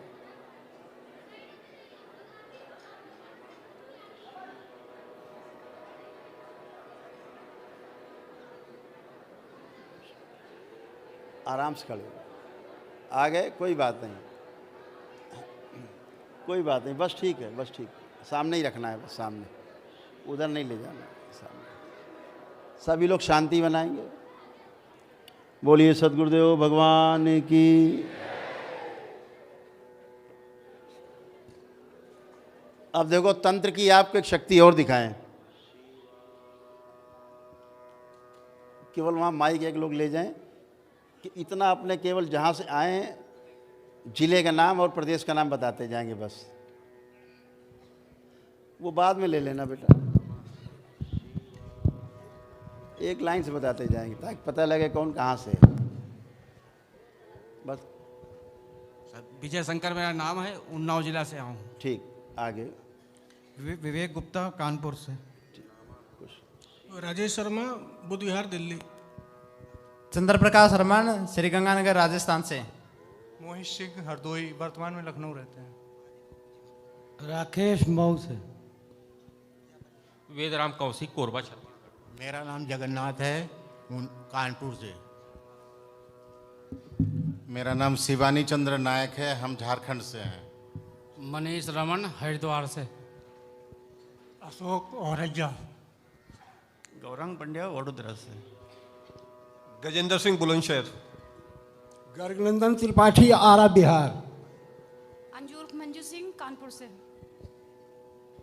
रजनीश राघव, आगरा से। अतुल रमण, डिस्ट्रिक्ट एटा से। मैं नालंदा डिस्ट्रिक्ट से। विपिन कुमार। राज रमन, मुंबई, डोंबिवली। ध्रुवेंद्र प्रताप रमन, जयपुर से। हेमंत नारायण त्रिवेदी, पटना से। लावती कुमारी, सिवान जिला से। लता चौहान, हरिद्वार। मानस जी, उड़ीसा से। प्रखर निगम, फ्रॉम डिस्ट्रिक्ट हमीरपुर। रामभूषण तिवारी, प्रयागराज। अरशद आजोग्या, मुंबई से। मैं जबलपुर से। दीपा रजक, एमपी से। शिव कुमार रमन, प्रयागराज। राजेश व्यास, मुंबई। सुबोध, पटना से, बिहार। अमृता नायक, झारखंड से। वसुंधरा गोयल, कानपुर। मैं संतोष, राजस्थान से, बाड़मेर से। मैं मुरलीधर कौशिक, दिल्ली से। पूर्णिमा, बिहार से। डॉली कृष्णा, गुड़गांव, हरियाणा। राधा रश्मि, लखनऊ से। विजय कुमार, कौशाम्बी से। राधा पूजा गुप्ता, लखनऊ से। लक्ष्मी नारायण, गोरखपुर से। राधा ममता त्रिपाठी, दिल्ली से। सविता भारद्वाज, गाजीपुर जिले से। राधा अभिलाषा, रांची, झारखंड से। शशिकांत रमन, नालंदा से, बिहार से। शंभू रमन, भोपाल। राकेश रमन, दिल्ली से। हीना देवांगन, छत्तीसगढ़, कोरबा से। मोहन सिंह गुलर नागौर राजस्थान से। विकास रमन पलामू डाल्टनगंज से। मैं सिद्धार्थ नगर से हूँ, मेरा नाम आत्मानंद सैनी है। राधा श्यामा बरेली से। आकाश यादव मथुरा से। नंद किशोर दिल्ली से। कितने लोग हो गए करीब?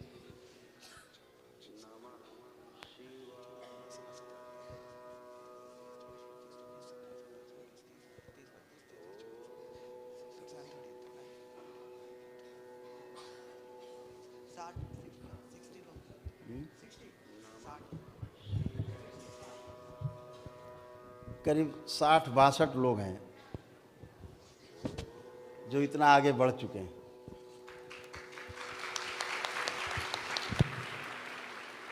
ये हमारा पहचानने का तरीका है, क्योंकि इस दरबार में कोई ज़्यादा लिखा पढ़ी परीक्षा नहीं ली जाती। अभी आपको एक चीज़ और दिखाते, जैसे आप लोग आंखें बंद करें, जो आप लोग खड़े हैं आंखें बंद। ओम। अभी हम आपको पूरे मंच पे कम से कम 10-10 जगह दिखाई देंगे सबको, ठीक है? देखो, शिव प्रहार, शुद्धि, बैलेंस, सबसे पीछे बांधे, शिव।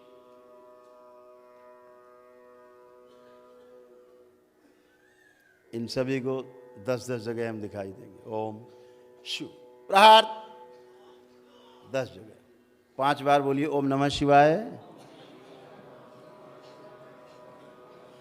लेकिन सोफे पर नहीं दिखाई देंगे।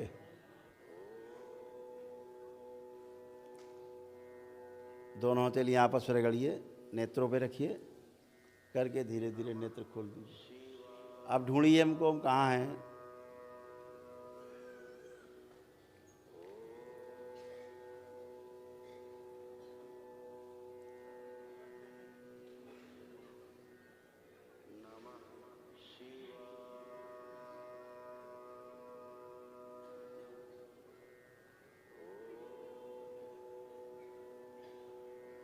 आँख खोल करके देखिए, आँख खोल के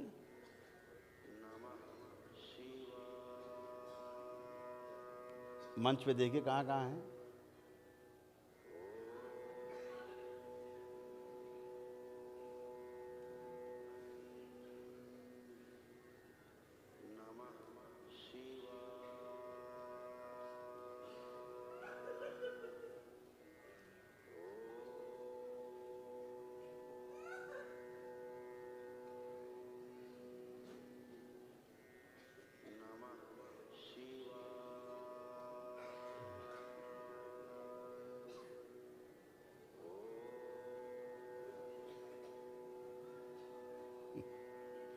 बैलेंस, नेत्र बंद,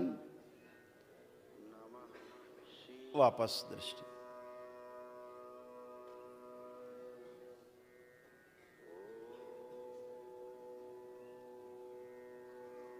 प्रहार, आप सोफे पर नहीं हैं, हम अपनी कुर्सी पे नहीं है। 5 बार ओम नमः शिवाय बोल के आँख खोलो।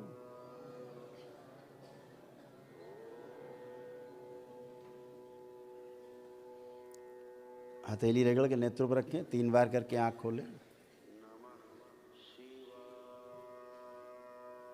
अब ऐसे कितने लोग हैं यहाँ जिनको सोफे पे नहीं दिख रहे हैं? हम हाथ उठाएं वर्तमान में। 1 2 3 4 5 6 7 8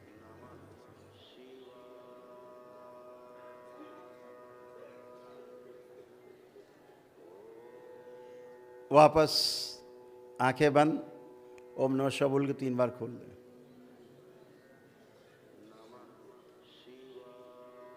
आप देखें सब लोग, हम हैं सोफे पे, हैं? दिख रहे हैं? इन सब लोगों के नाम लिख लेना, बस नाम, टेलीफोन नंबर। एक अलग से हम लोग इस पर फिर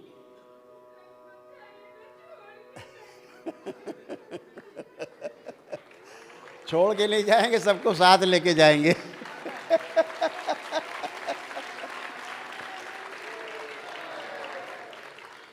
खुश रहिए, खूब खुश रहिए। ठीक है, अब आप लोग बैठ जाएं अपने स्थान पे, बैठ जाएं।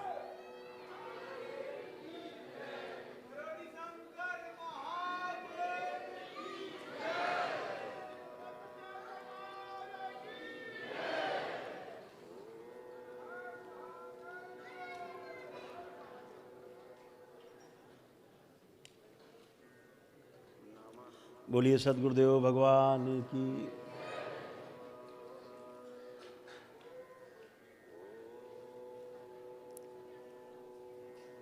तो जो ग्रुप चलाते हैं उनसे कहना इसे गायब होके दिखाओ।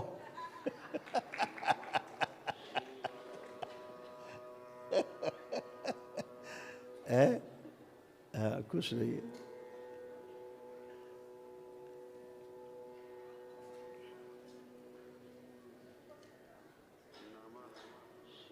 अतीन्द्रिय अनुभव जिनको सबसे ज़्यादा होते हैं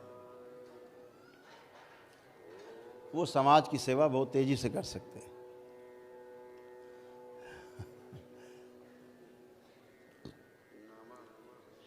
सभी लोग अपने स्थान बैठ जाएं। इतना ही कहना है कि ऐसे लोगों से होशियार रहना है। तंत्र बहुत कुछ कर सकता है ना?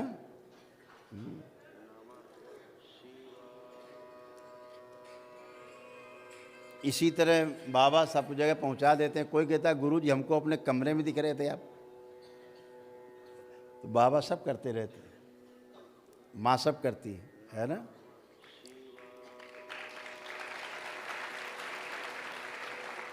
तो ये सब आप अपनी स्वयं की शक्ति से कर पाएंगे। धीरे धीरे धीरे धीरे करते जाएंगे तो करत करत कहते नहीं, अभ्यास करते करते फिर पारंगत हो जाता है व्यक्ति। धीरे धीरे अपने आप को ढालते रहना है। अपने घर के कामकाज भी करने हैं और अपने लिए जिस लिए शरीर ने जन्म लिया है, शरीर के साथ आपने जन्म लिया है, उस काम को ही पूरा करना है। दीक्षा मिलके जो आपको करना है, धीरे धीरे धीरे धीरे धीरे धीरे प्रगति होती जाएगी और आप एक एक सीढ़ी चढ़ते हुए अपनी मंजिल तक पहुंचेंगे। ऐसा दरबार को विश्वास है कि आप सफलतापूर्वक ये कर पाएंगे। बाबा माँ के चरणों में रह करके हमारी जो गुरु माता है वो इतनी दयालु है अपने बच्चों के प्रति, इसका आपको हमेशा एहसास होता रहता है।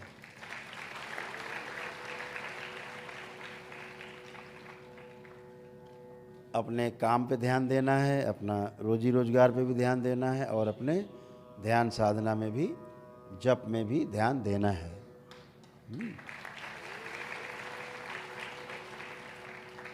जो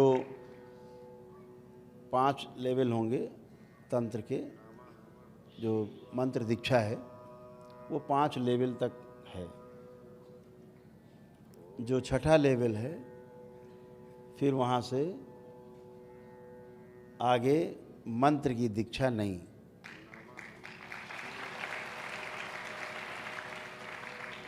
फिर मंत्र जप वाला काम हरिहर।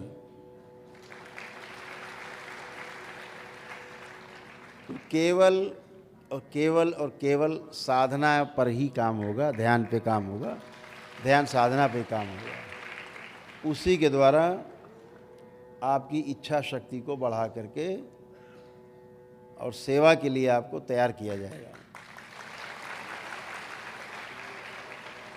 ताकि आप अपने परिवार की सेवा के साथ साथ अपने समाज की और देश की सेवा भी और दुनिया भर के लोगों की सेवा कर पाएँ, पूरी दुनिया के लोगों की सेवा कर पाएँ। जो आप में शक्ति है, मैंने 3 चीज़ बताई आपको। मानवत्व के गुण, सोए हुए को जगाना, भूले हुए को याद कराना और ना समझे हुए को समझाना। इस पे काम करना है। और धीरे धीरे धीरे धीरे धीरे धीरे अंदर एक सुख, जिसे निरंतर सुख कहेंगे, वो आपको प्रतीत होने लगेगा। उसके बाद शांति, फिर संतोष, फिर आनंद और फिर परम आनंद। ऐसे तो आप सभी लोग एक बात का विशेष ध्यान रखेंगे, जो लोग घर पे अभी अपने सिद्ध हवन न कर पाए हों घर की शुद्धि के लिए, वो ज़रूर कर लेंगे ध्यान से अपना, है ना। लेकिन वो ज़मीन जायदाद की शुद्धि के लिए पहले संकल्प लेंगे तभी हवन करेंगे। ये नहीं कि हवन कर दिया बाद में बोले हमने तो कर दिया था। तो संकल्प करके ही आपको करना है। जिनके घर में ज़्यादा रोग कष्ट में लोग रहे हों वो लेपन कर लेंगे, ठीक है। तो करते जाएं, धीरे धीरे के कदम चढ़ते जाएं। इंतज़ार है आपका लक्ष्य तक पहुंचने के लिए।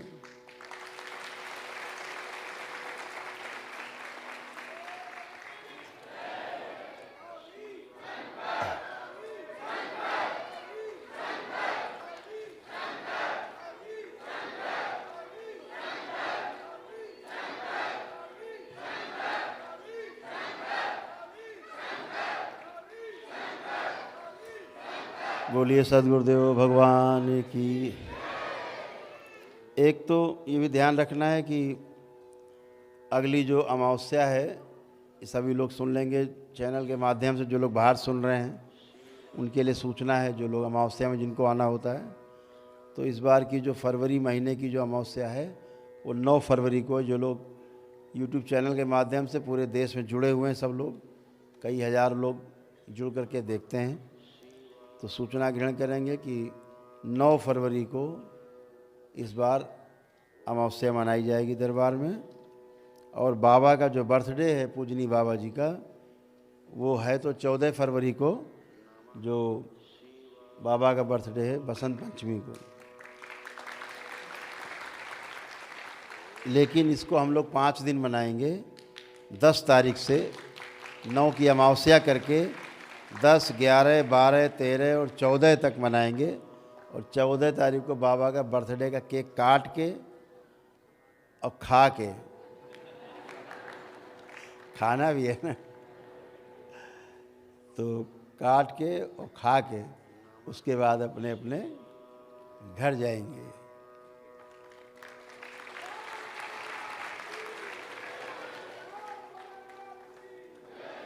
जो प्रथम दीक्षा है 2.5 लाख की,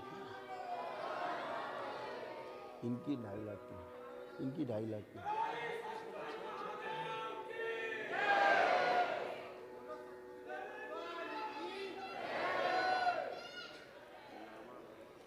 जो जप की संख्या है, जो प्रथम चरण में आए हैं, अभी जिन्होंने प्रथम चरण में प्रवेश लिया है, उनके मंत्रों की जो जप की संख्या है वो 2.5 लाख है, ठीक है। जो उनका दशांश है वो 25,000 का दशांश है, इसको ध्यान रखना है। प्रथम दिवस वालों, प्रथम चरण पे जो आए लोगों की कसाई, और द्वितीय चरण में कसाई ज़रा ज़्यादा होती है। तो 2.5 लाख है। जो द्वितीय चरण में है उनकी जप संख्या 6 लाख है। जो तृतीय चरण में उनकी जप की संख्या भी 6 लाख ही है। लेकिन जो चौथे चरण में आ गए हैं उनकी जप की संख्या केवल 2.5 लाख है। आगे कमी होती जाती है, जितने पारंगत आप होते जाते हैं उतनी कम होती जाती है। शुरू में थोड़ी कसाई ज़्यादा, कसाई माने वो कसाई नहीं जो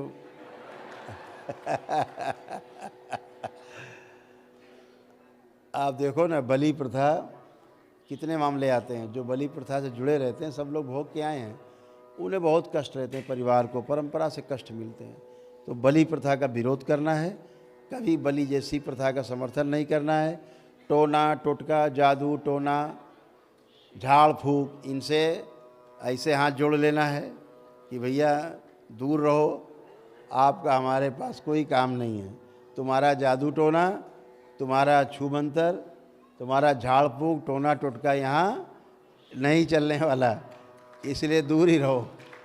हाँ, सब लोग आनंद में अपने ध्यान साधना से आगे बढ़ना, यही वो रास्ता है, यही वो रास्ता है जिसके द्वारा हम आगे बढ़ सकते हैं, जिसके लिए हमारा इस धरती पर जन्म हुआ है और इस जन्म को सफल बनाना है।